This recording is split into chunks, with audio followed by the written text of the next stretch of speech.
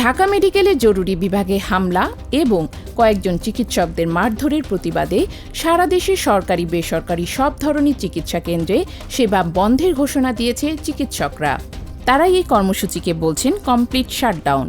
ঢাকা মেডিকেলে হামলাকারীদের বিচার, নিরাপদ কর্মস্থল নিশ্চিত করা সহ 4 দফা দাবিতে তারা এই কর্মসূচির ডাক দিয়েছেন। এতে ভোগান্তিতে পড়েছেন চিকিৎসা নিতে আসা মানুষেরা। শনিবার সড়ক দুর্ঘটনায় গুরুতর আহত বেসরকারি বিশ্ববিদ্যালয়ের এক শিক্ষার্থীর চিকিৎসায় অবহেলায় মৃত্যুর অভিযোগে একদল বহিরাগত এসে জরুরি বিভাগের ভাঙচুর চালায় এবং কয়েকজন চিকিৎসককে মারধর করে। এদিকে চিকিৎসকদের এই কর্মসূচি প্রত্যাহারের আহ্বান জানিয়েছেন অন্তর্বর্তী সরকারের স্বাস্থ্য উপদেষ্টা নূরজাহান বেগম। আদালত নির্দেশ দিলে সাবেক প্রধানমন্ত্রী শেখ হাসিনাকে ফেরত আনার চেষ্টা করা হবে বলে জানিয়েছেন পররাষ্ট্র উপদেষ্টা তৌহিদ হোসেন। ভারতের সঙ্গে প্রত্যর্পণ চুক্তি আছে জানিয়ে তিনি বলেন, যদি বাংলাদেশের লিগ্যাল সিস্টেম চায় তাহলে শেখ হাসিনাকে ফেরত আনার চেষ্টা করা হবে, তবে ভারত থেকে ফেরত দেবে কিনা সেটি তাদের সিদ্ধান্ত। বাংলাদেশের স্বার্থ রক্ষা করে ভারতের সঙ্গে যে কোনো চুক্তি হবে বলেও জানান পররাষ্ট্র উপদেষ্টা।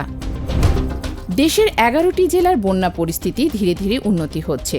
সরকারি হিসাবে শনিবার দুপুর পর্যন্ত মৃতের সংখ্যা 59। প্রায় 7 লাখ পরিবার এখনও পানিবন্দী। এদিকে পরিবেশ ও পানি সম্পদ মন্ত্রণালয়ের উপদেষ্টা সৈয়দা রিজওয়ানা হাসান বলেছেন, কেন হঠাৎ করে বন্যা শুরু হয়েছিল সেটা সঠিক তথ্য জানতে নোয়াখালী ও ফেনীতে গণশুনানি হবে। রবিবার সচিবালয়ে সাংবাদিকদের তিনি আরও বলেন, বাংলাদেশের পরিবেশ উন্নয়ন, জলবায়ু উন্নয়ন সহ বন সংরক্ষণে আর্থিক সহায়তা দেবে ইউএনডিপি ও ফ্রান্স। এ বিষয়ে তাদের প্রতিনিধি দলের সঙ্গে প্রাথমিক আলোচনা হয়েছে। এমপক্সের টিকা নিশ্চিত করতে জরুরি দরপত্র ইস্যু করেছে জাতিসংঘ শিশু তহবিল UNICEF. Gavi vaccine alliance, Africa CDC ও বিশ্ব স্বাস্থ্য সংস্থার সহযোগিতায় সংকটে পড়া দেশগুলোকে সহায়তার জন্য এ পদক্ষেপ নেওয়া হয়েছে বলে জানিয়েছেন সংস্থাটি। বিবৃতিতে বলা হয়, দরপত্রের আওতায় ইউনিসেফ টিকা প্রস্তুতকারকদের সঙ্গে শর্ত সাপেক্ষে সরবরাহ চুক্তি করবে।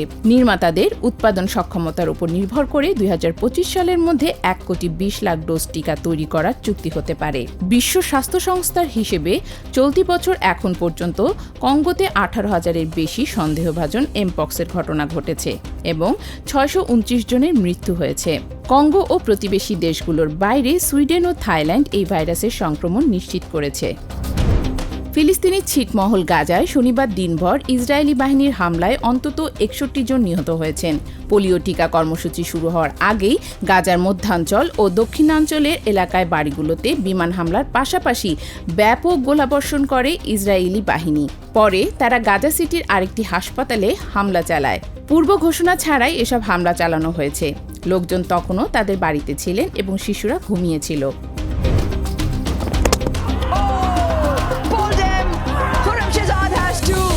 দিনের শুরুতে ব্যাটিং বিপর্যয়ের পরে 26 রানে 6 উইকেট হারায় বাংলাদেশ। ধ্বংসস্তূপ থেকে হাল ধরেন লিটন দাস ও মেহেদী হাসান মিরাজ।